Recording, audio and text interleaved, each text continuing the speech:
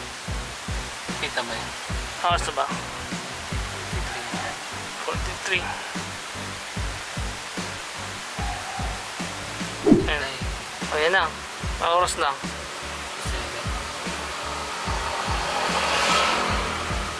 Take note mga dodong dahil kung araw malamig kasi maulan.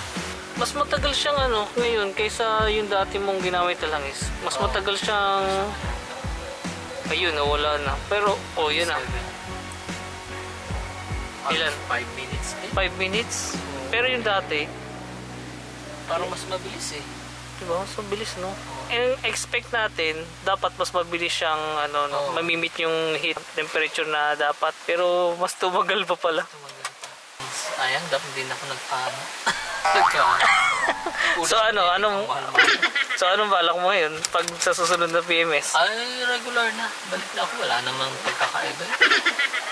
Lahat naman sa sasakyan natin, puro regular lang, hindi fully synthetic eh. Balik tayo sa regular. So, after natin mag-PMS, kinabukasan tayo road trip. Oo.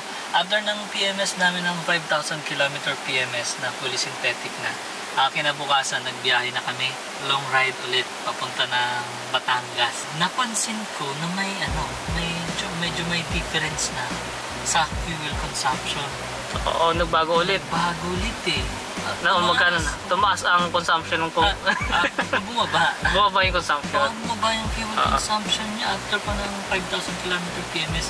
Dati kasi mostly 9 km per liter ang kukuha ko. Pero kahapon na punta tayo ng Batangas, sa natin, sa screen, umabot ng 11.3. Para sa akin, napakalaki ng achievement na yan. 11.3 km per liter. Pero ano ba dinaanan natin? Ang dinaanan namin ay medyo unting traffic lang. May bagyo pa. May bagyo pa. Sa SLEX, sa Luzon Expressway, tapos sa Star Toll. Medyo naman, sakto lang ang traffic. Medyo may unting bikitan. Pero marami pa ring area doon na maluwag-luwag. Yung takbo mo? Ang maximum ko lang 100 lang. Talagang Tayo na? 5 tayo, kasama na ako nun. 5 tayo na medyo yung size medyo hindi naman ganun kabigat. Saktuhang katawan lang ng adult. Tapos wala rin kaming dalang gamit kasi day tour lang kami. Parang nagbisita iglesia. So ayun, yun yung napansin kong medyo nag-improve dito sa ating Avanza G after ng 5,000 km PMS. So, ibig sabihin kung mas bibilis pa, pwede ma-meet yung 20?